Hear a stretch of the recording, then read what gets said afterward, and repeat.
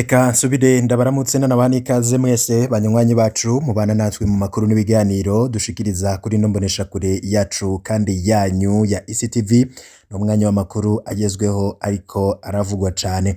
Amakuru hari buze kugaruka kuyarabana na politike, inkuru zivugwa mu butungane, izivugwa mu mutekano n'ibindi vyagiye biragarukwa ko mu binyamakuru nandi tuba twatoje amasoko yacu atandukanye. Umwe mu basirikare mpuzamakungu yishwe, uwundi arakomereka cane mu gitero cakozwe ku ndege ya MONUSCO. Turaza kubaha ido nido kubirabana n'iyo nkuru. Ivyo bikaba bibaye mu gihe abakuru b'ibihugu vya EAC basubiye gusaba ihagarikwa ry'intambara mu buseruko bwa Congo. Ni inama yabereye i Burundi Bujumbura, turaza navyo kubigarukako muri ano makuru.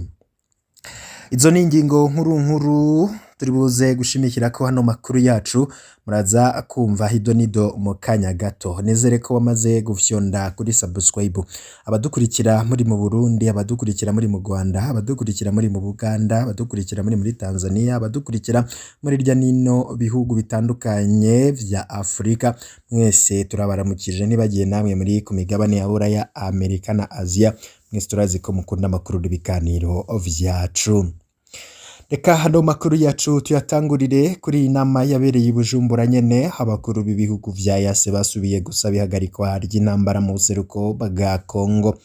Ku buryo butangaje, abakuru b'ibihugu vy'umuryango wa Afrika y'ubuseruko barahuriye Bujumbura, umugwa mukuru w'ubutunzi w'u Burundi, kuri uwa gatandatu wa kane Ruhuma 2023. Umutekano muke wibonekeza mu buseruko bwa Congo nico cari ku rutonde rw'ivyirwa uwo munsi muri iyo nama yitabwe n'abakuru b'ibihugu bose, avuyemwo wa Sudani y'Epfo yaserukiwe.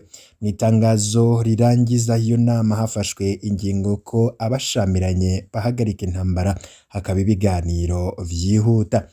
Iyo nama yihweje ko umutekano muke mu buseruko bwa Congo ari ikibazo c'akarere kidashobora gutorerwa umuti hatabaye ibiganiro vya politike. Herekanywe ko ibiganiro bikenewe ku mpande zose, ariko imigwi yitwaje ibigwanisho ituruka muri Congo isaba ko habanza kwirukanwa imirwi mvamakungu iri ku butaka bwa Congo kugira ngo yishikane. Abakuru b'ibihugu vy'akarere bategetse ihagarikwa ryihuta ry'ibirwanisho ku mirwi yose yitwaje ibigwanisho mvamakungu, n'abategeka abakuru b'ibiro vy'intwaramiheto gukorana mu ndwi imwe kugira ngo bishirireho ibiringo bishasha vyo gukurayo abo bagwanyi, bace bategeka ukuntu horungikwayo abasirikare babikwiriye. Niko vyamenyeshejwe na Peter Mathuki, n'umunyamabanga mukuru wa EAC yasomye itangazo rirangiza iyo nama. Ikindi iyo nama yasavye ko ivyo bikorwa vyoherekezwa n'ibiganiro. Ihonyangwa ry'ishigwa mu ngiro vy'ivyumvikanywe ritegerezwa kumenyeshwa umukuru w'inama kugira ngo biganirweko n'abagize iyo nama kandi vyihuta. Kubw'iryo tangazo kandi, iyo nama y'abakuru b'ibihugu ihamagarira ibihugu vyose vyatanze abasirikare kubarungika vyihuta, igasaba Republika Iharanira Demokarasi ya Congo korosha ibijanye n'irungikwa mu maguru masha ry'abasirikare ba Sudani y'Epfo na Uganda mu ngabo z'akarere ka Afrika y'ubuseruko. Kukirabana n'uburyo bw'amafaranga, ikindi cizwe kandi kijanye n'amafaranga, ibihugu nk'u Rwanda, Tanzania, Kenya na Uganda vyaremeye guterera amafaranga.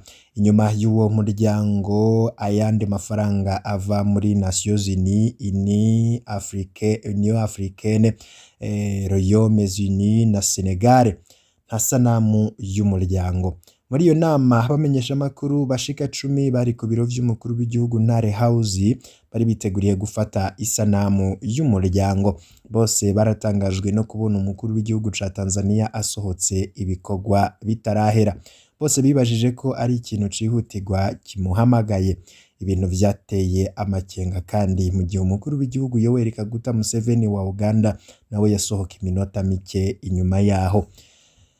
Ntibumvikanye agasema, ewe Congo yaje waragowe.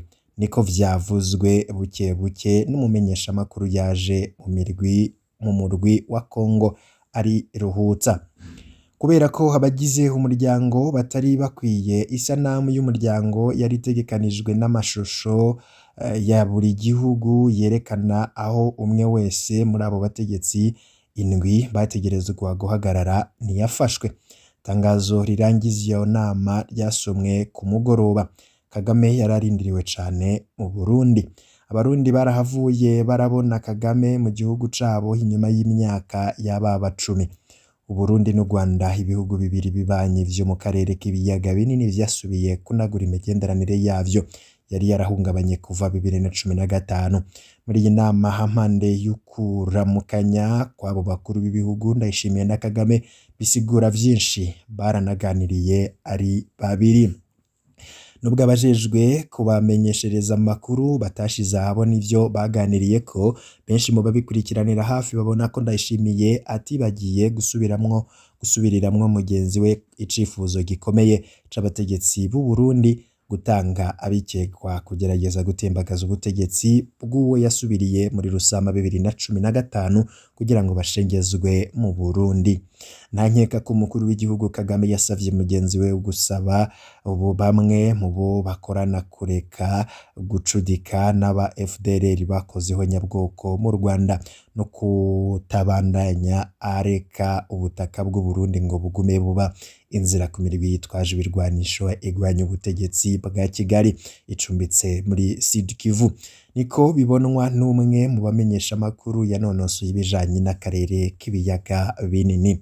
Inyishu y'imirwi yitwaje ibirwanisho. Umwe mu mirwi yitwaje ibirwanisho yagize ico ashikirije ku vyategetswe n'inama y'Ubujumbura ni nka Mayimayi, Biroze, Bishambuke.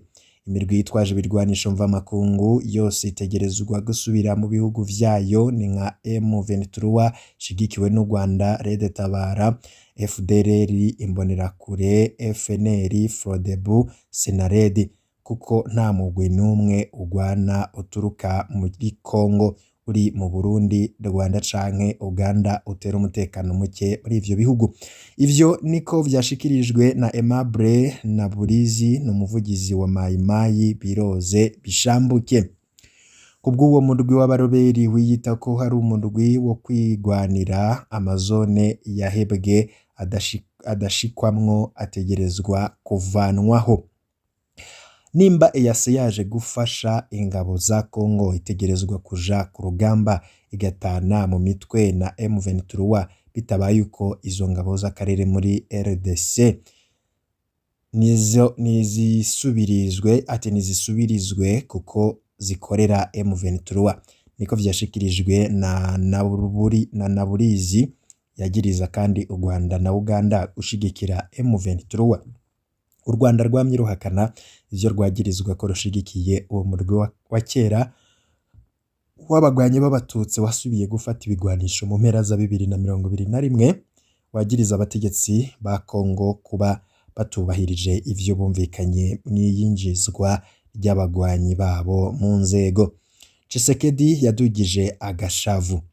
Nirerese umukuru w'igihugu ca Kongo Felix Tshisekedi yabonetse ariko abwira amajambo akomeye umukuru w'igihugu ca Kenya hamwe n'urongoye ingabo z'akarere General Major Jeff Nyaga aturuka muri Kenya. Ntimwaje korohereza M23 kandi birababaje kubona abanyagihugu babashavurira. Mwaje kudufasha, ntimwaje kugira ingorane. Rero ibi mu bigabe ko vy'ukuri ishure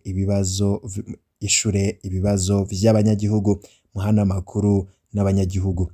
Niko umukuru w'igihugu ca Kongo yashimangiye ashavuye. Ingabo z'akarere zumvikanywe ko n'abakuru b'ibihugu bigize umuryango wa Afrika y'ubuseruko mu mpera za Ruheshi 2022, zibonwa n'amashirahamwe yigenga, abanyepolitiki, abarongoye imirwi isaba ko ibintu vyihuta muri Kongo bigirwamwo uruhara. Izo ngabo ngo zagirizwa kudatera M23 no gukokeza intambara gusa.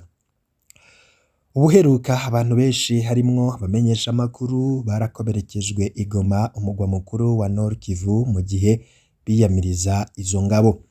ku bw'abamenyeshamakuru bo muri ako karere. Iyindi myiyerekano nk'iyo irategekanijwe kuri uwa mbere mu gisagara gikuru c'ubuseruko bwa Kongo.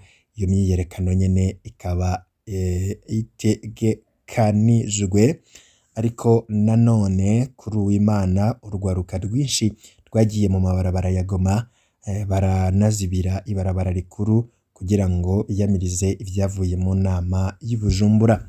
Kuri uyu wa mbere ni imyiyerekano ikomeye cane itegekanijwe, niko vyamenyeshejwe n'umwe mu bamenyeshamakuru.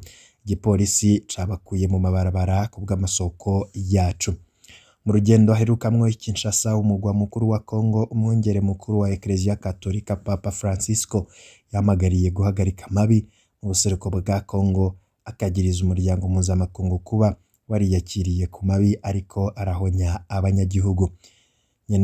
Nyenubwiranda yarabonanye n'abaserukira bakorewe amabi yakorewe mu buseruko bwa Kongo, akaba yababwiye ati imibabaro yanyu niyo yiwanje. Ivyo rero akaba ari vyo no kubwira, ariko nanone tukiriko turavuga ku birabana n'izo ntambara n'umutekano muke. Iyo ntambara yo mu buseruko bwa RDC, umwe mu basirikare mpuzamakungu yishwe, uwundi arakomereka cane mu gitero cakozwe ku ndege ya MONUSCO. MONUSCO yatangaje urupfu rw'umusirikare wayo w'intwazangabo. MONUSCO imenyesha ko uwo musirikare yapfiriye mu gitero cakozwe kuri imwe muri kajugujugu zayo muri Nord Kivu. Uwundi musirikare yakomerekejwe cane. MONUSCO irababazwa n'urupfu rw'umwe mu basirikare mpuzamakungu bivuye ku gitero c'imwe muri kajugujugu zayo muri Nord Kivu, niko ishirahamwe rya ONU ryatangaje ku mugoroba kuri uw'Imana. Ishirahamwe imwe muri kajugujugu za MONUSCO yagurutse iva i Beni kuri uw'Imana mu ntango z'umuhingamo yerekeza i Goma, yarashwe bituma umwe mu bari muri iyo apfa, ubundi nawe arakomereka, ariko iyo ndege yashoboye kugwa ku kibuga c'indege ca Goma, niko ico gisata ca ONU catangaje muri iryo tangazo. Intumwa idasanzwe y'umunyamabanga mukuru wa Nations Unies muri Repubulika Iharanira Demokarasi ya Kongo yiyamirije ico gitero. Bintou Keita yavuze ko ari igitero kibishe ku ndege ifise ibimenyetso ca Nations Unies. Nubwo uwo murwi wa ONU wiyamirizwa cane, udatomora amamuko y'uwo musirikare yishwe kuri uwa gatanu Ruhuhuma 2023, NBC yatangaje ko yari mw'ikambi yabo muri Afrika y'Epfo. Ibitero ku basirikare mpuzamakungu birashobora kuba ivyaha mpuzamakungu, niko vyibukijwe na Bintou Keita, yemeza ko abakoze ico gitero kibi bategerezwa gushengezwa imbere y'ubutungane. Ico gitero c'indege ya MONUSCO cabereye muri groupement ya Rusayo muri teritwari ya Nyiragongo, ni ku birometero 2 mu buraruko bwa Goma, umugwa mukuru wa Nord Kivu mu buseruko bwa Kongo. Iyo zone higenzurwa na FARDC, igisirikare ca Kongo, ariko aba FDLR benshi barahinyegeje, niko amasoko yacu avuga. Ico gitero kibaye haheze amasaha 28 gusa inyuma y'inama idasanzwe y'abakuru b'ibihugu b'umuryango wa Afrika y'ubuseruko, umutekano muke wibonekeza mu buseruko bwa Kongo.